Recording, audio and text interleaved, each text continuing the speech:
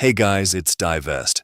So I first became infamous on the internet because I kept on negging overrated armies. The most obvious one was Russia. I didn't correctly predict how the invasion of Ukraine would go, but I had known since I was a child that the Russian army sucked. I know people are going to try to gaslight me about it, but on places like War College and Credible Defense, the popular opinion was that Russia was a superpower who could give NATO a run for their money before they invaded Ukraine. The other one I used to talk about a lot less frequently than Russia was the Israeli Defense Force. That was before the October 7th attacks, but I knew there was something wrong with a hyper-militarized American-backed regime that couldn't defeat an armed insurgency to conquer an area of land the size of Philadelphia that they held under blockade for decades, before October 7th revealed their weakness to the world. So I think it would be a good idea to start giving my opinions on the armies of other countries who I think are overrated. With my batting average, that means that we'll be seeing wars with all of these countries soon, to validate my opinions. And quick disclaimer before we begin. I'm not going to neg countries that everyone already talks about negatively, like China or India. I'm giving my specific opinions instead of just mindlessly bleating off what everyone else is already saying. So first off, the Finnish armed forces. I'm biased against them because they get memed so hard because they were smaller than Russia and inflicted more casualties on the Russians when they attacked them. But that is literally every country who has ever fought Russia ever, so I don't think that is even noteworthy. Beyond that digression, I can look at the fact that Finland still uses 7.62x39 as their standard service cartridge, along with Kalashnikov rifles.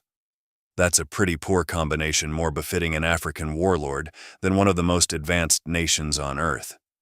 It also means that Russian infantry practically outgun Finnish infantry.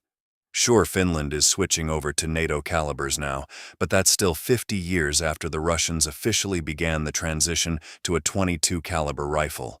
The Russians also have a longer conscription period for their men, going an entire year where the Finns only cover 165 days, 2 weeks short of 6 months. Now, conscripts are practically useless, but I would trust the ones with a longer conscription period to be better trained and adjusted to military life. My recommendation to Finland would be to eliminate the conscription system.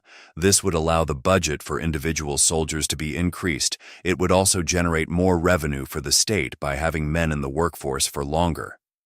The remote nature of the Finno-Russian border would lend itself better to specialist infantry like Army Rangers, being supported by swarms of small suicide drones, rather than a horde of unfit conscripts called up from the reserves. According to Google Gemini, the Finns think that they could use mass conscription to cover their entire 1,300-kilometer border to prevent a Russian invasion. But in reality, Russia doesn't have the logistical capacity to traverse most of that length, and the Finns don't have the manpower and material to effectively defend such a wide area. Plus, during the Winter War and Continuation War, the Soviets pretty much ignored Lapland, and they were still able to accomplish their objectives. Even if Russia did invade the north, it would be more efficient to just build up a larger air force and bomb the fuck out of any Russian invasion to let their ground forces rot on the vine before being wiped out by a force of Finnish stormtroopers. What they should really plan on is to have an elastic defense that is concentrated around the built-up infrastructure in the south, where the Russians would concentrate any sort of armored thrust. Second up is South Korea. They have one of the largest armed forces on the planet, with some of the longest conscription periods to boot. So the problem is that their entire military is a waste of skin because of the real-world geopolitical conditions. Obviously, South Korea has such a big military because of their neighbor, but they're at an impasse with said neighbor because of mutually assured destruction. In practical terms, the Republic of Korea armed forces are a massive drain on South Korean society, while also forever being incapable of actually defeating or defending them from the North Koreans. North Korea has the capability to launch weapons of mass destruction like VX gas onto South Korea whenever they want. But to do so would open them up to military retaliation by the international community and stuff like a potential nuclear meltdown at a South Korean reactor, turning the entire peninsula into fallout. So conventional military force would never dissuade them from the insanity of a second Korean War. On the other hand, an army of South Korean conscripts doesn't have the capability to surgically strike and defeat the Juche regime. The North could just bomb the conscripts with chemical weapons and wipe them out.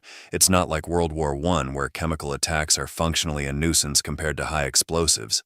One artillery shell filled with nerve agent can kill thousands of people, so any war between the two countries is doomed to be a stalemate or Armageddon. What will actually determine the outcome of this conflict in Korea is the social and geopolitical aspect to it. The South Korean armed forces, being as bloated as they are, is detrimental to their survival, because it undermines the flimsy democratic institutions of South Korea.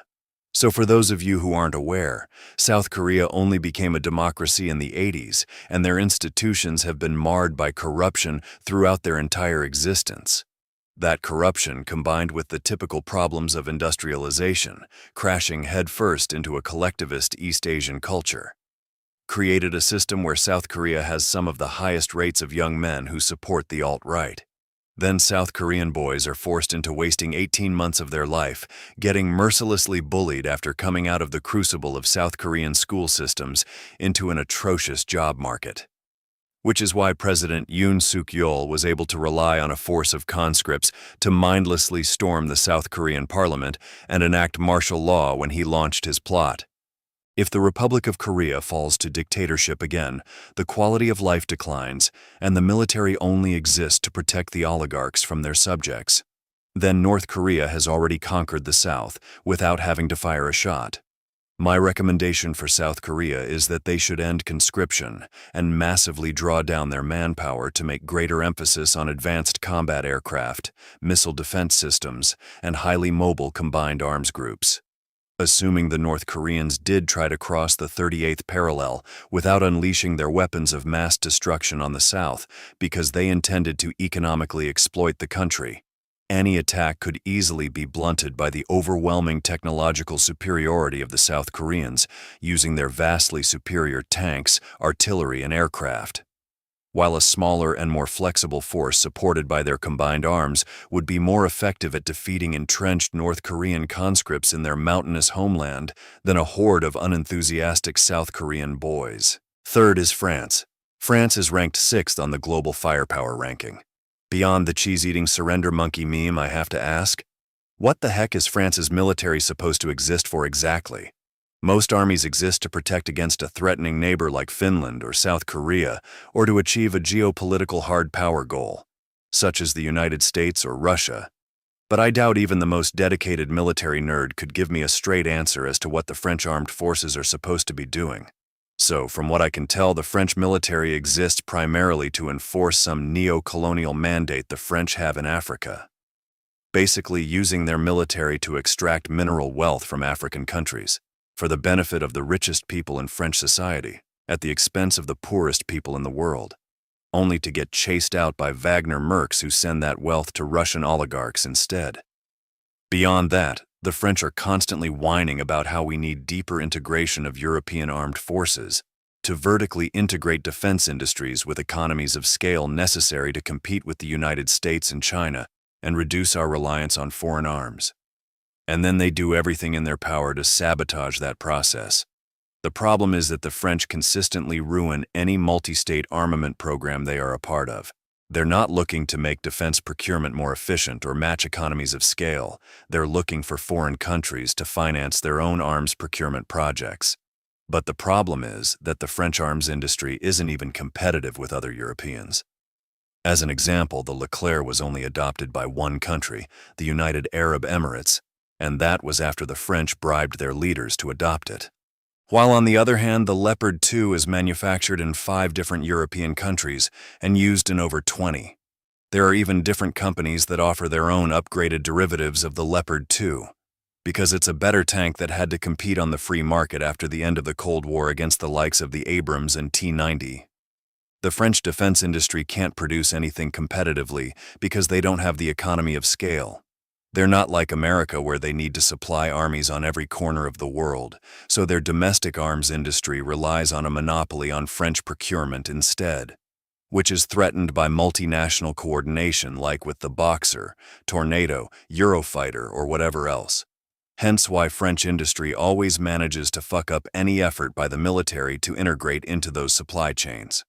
So my recommendation for France is that they should start by negotiating a deal to sell their state-owned defense industry to private defense companies in Germany so that they can rationalize and streamline a European arsenal. The French unions could still use their bargaining power as part of the supply chain of a wider European arsenal when negotiating. And with Germany being a richer country, with a much larger market than what France could secure a much larger market for French weapons than would otherwise exist. Europe has a deficit in labor for defense industries, so it's not like any French people are going to lose their jobs, they're just going to learn to make better weapons. The fourth country is Switzerland. Like a lot of other countries on this list, they are advanced economies with a conscription system that doesn't amount to much because of geopolitical reality.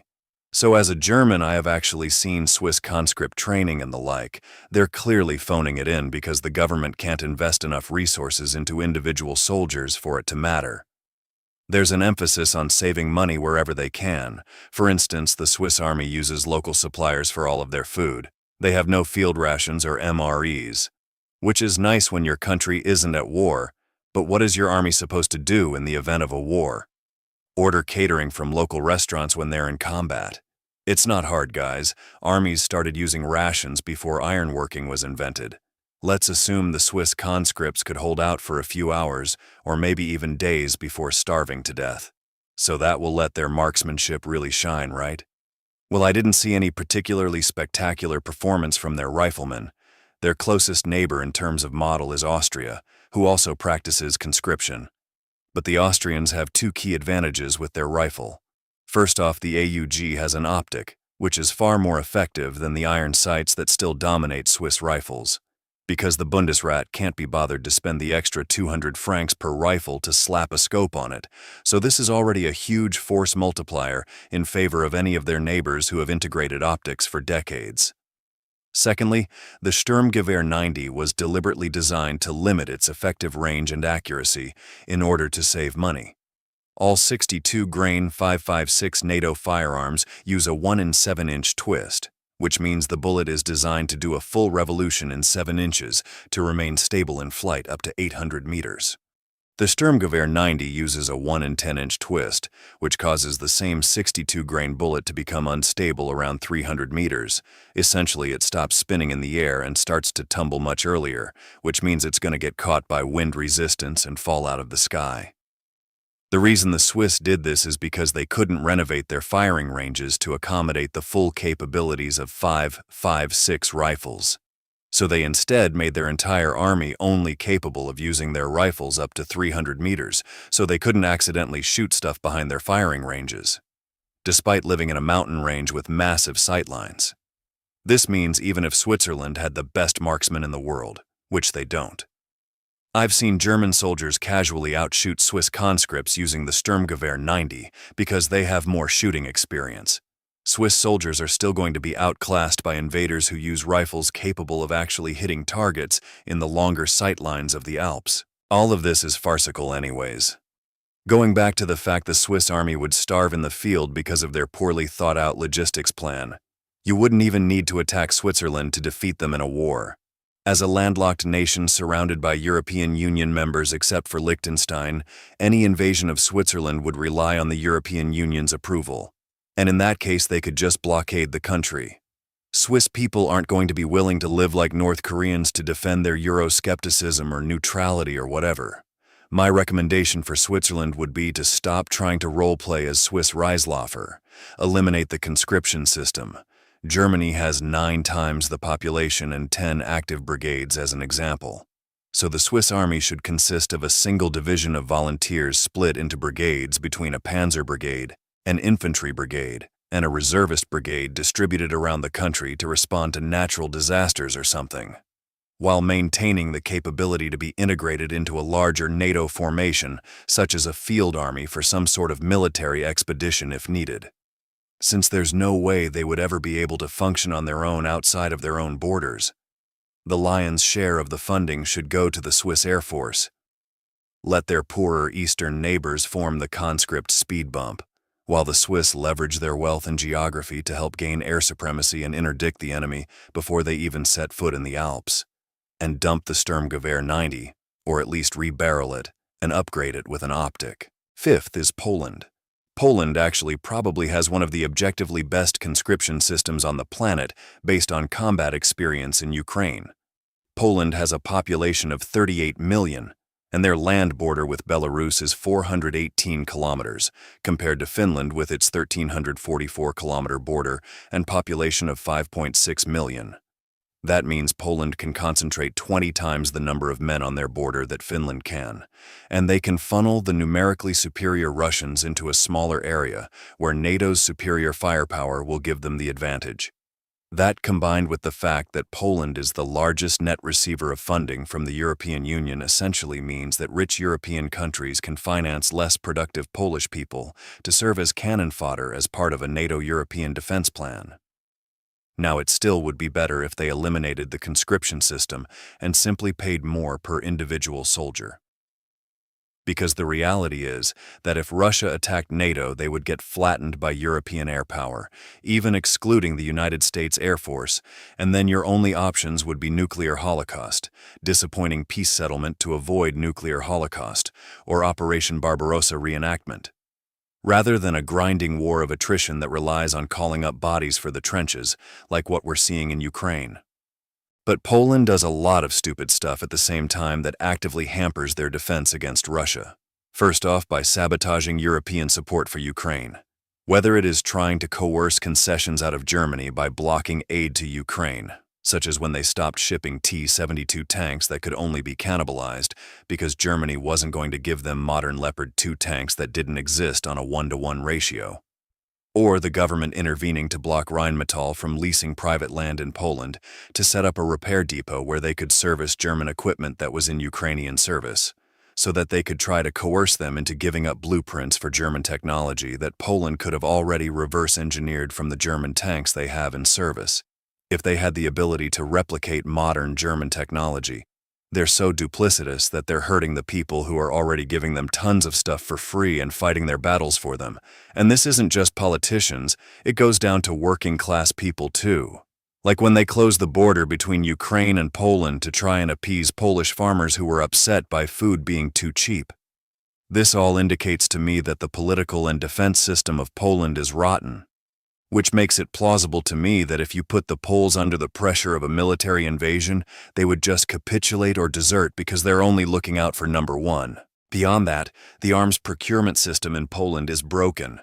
As a former communist autarky, Polish industry, like the Soviet Union or East Germany, never went beyond producing intermediate goods. So their defense industry is stuck producing obsolete 1960s-era equipment like AK-47s and T-72s because they lack the technical sophistication and specialization to make anything better, while they have to import anything modern. France can at least make modern weapons, even if they can't scale it. But Poland can only import stuff, because they don't have the economy for it, plus the skills they need to even develop advanced industry move west, because of the free movement in the European Union. Poland would be the #1 beneficiary of European standardization and defense procurement cooperation. What that would mean in practical terms is that Germany would pay for Poland to produce the intermediary goods for German weapons, and then pay for Poland to buy German weapons to replace their domestic crap.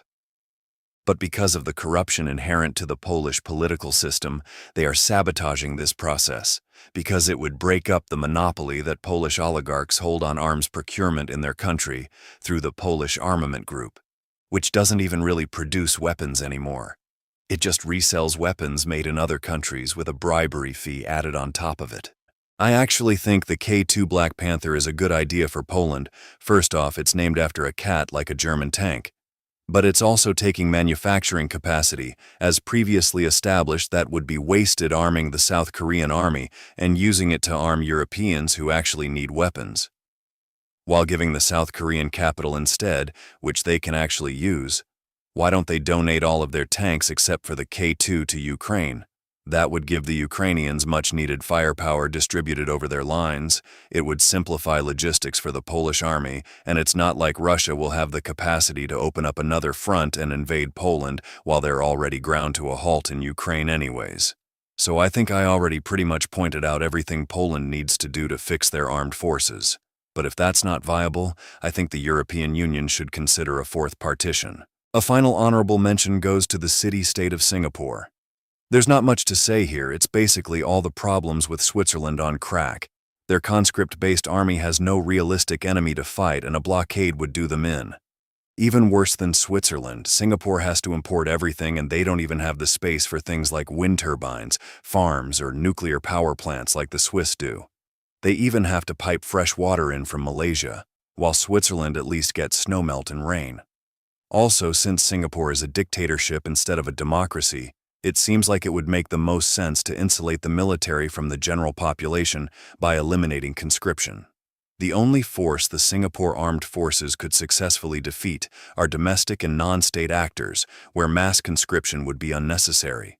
So they could save a lot of money and invest that in maintaining the mandate of heaven, where prosperity is tied to the legitimacy of a ruler, which has been declining for a few decades in Singapore. So those are the countries I specifically wanted to talk about today. I hope you learned something from this video. Make sure to give me your opinions in the comment section below. Until next time, this has been Divest.